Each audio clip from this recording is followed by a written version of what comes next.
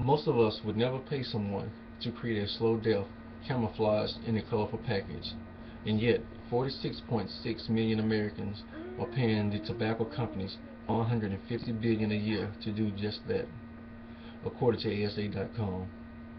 The American Lung Association was founded for the purpose of preventing lung disease. After watching my grandmother die from lung cancer 6 months ago, I find this organization particularly interesting in a personal way. First, I'm going to tell you some basic information about the American Lung Association. Secondly, I will explain why it is important to others and myself. Thirdly, I will show ways that we can help this organization expand its purpose. I will begin by telling you how the American Lung Association was founded. According to lung.org, the American Lung Association was originally named the National Association for the Study and Prevention of Tuberculosis in 1904, founded by Drs. Trudeau, Babcock, Hall, Flick, and Knopf. It is headquartered in Washington, D.C. The mission of the American Lung Association is to save lives and prevent lung disease, according to charitynavigator.org. According to lung.org, through education, advocacy, and research, the American Lung Association is fighting for air. Next, I'm going to give you a few examples of how the American Lung Association is important to all of us. Lung.org states that lung disease is the #3 killer in the United States, and more than 7 million children are affected by asthma.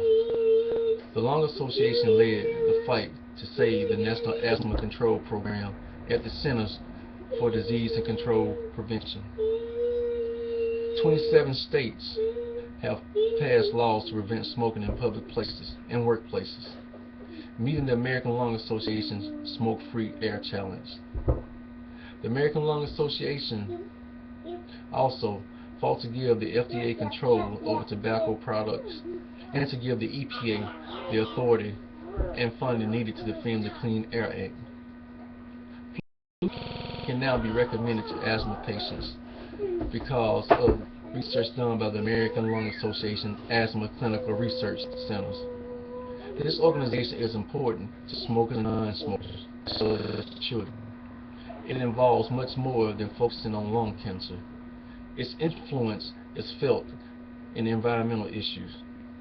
Also, protect public health and prevent agencies from preying on our children.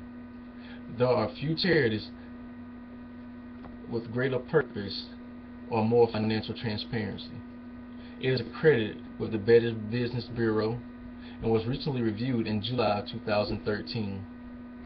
Charity Navigator rates the American Lung Association at a high rating of 52.56 with an overall 3-star rating.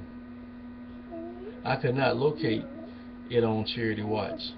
However, according to CharityWire.com, the American Lung Association has been successful in persuading Congress to increase federal funding for lung-related biomedical research and domestic health programs.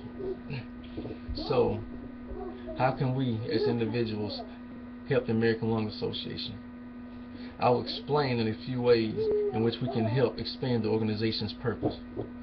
There are many programs locally that are a part of the American Lung Association that would be happy for you to donate your time and volunteer. Financial support is also needed, and donations can be sent to American Lung Association's Christmas Seals campaign.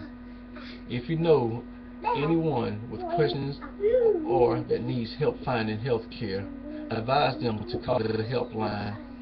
This information and other suggestions can be found on their website, lung.org. In conclusion, I have given you some basic information about the American Lung Association, about its importance and ways we can help. 1,000 kids in America become daily smokers. Between 1/3 and 1/2 will die from it. As the saying goes, an ounce of prevention is worth a pound of cure. What method will you choose to help in the fight for air?